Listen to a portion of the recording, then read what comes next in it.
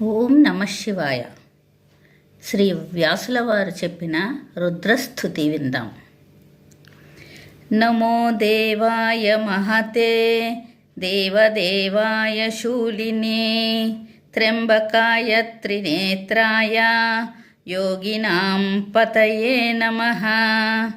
నమోస్తు దేవదేవాయ మహాదేవాయ వేదసే శంభవే స్థాణువే నిత్యం శివాయ పరమాత్మనే.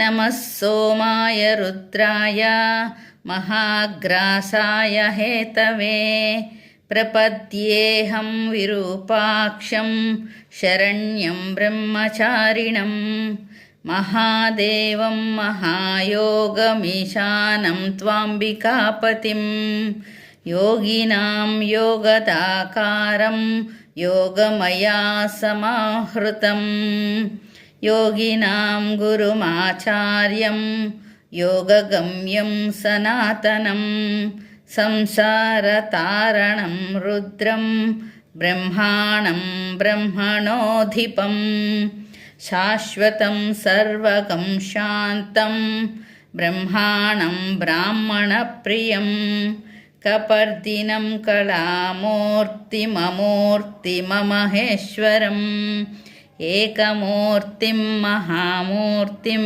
వేదవేద్యం సతాంగతిం నీలకంఠం విశ్వమూర్తిం వ్యాపినం విశ్వరేతసం కాలాగ్నిం కాలదహనం కామినం కామనాశనం నమామి గిరిశం దేవం చంద్రావయవభూషణం త్రిలోచనం లేలిహానమాదిత్యం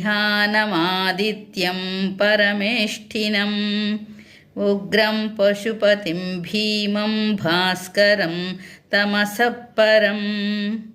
इति श्रीकूर्मपुराणे व्यासोक्त रुद्रस्तुति. ओम शांति शांति शांति.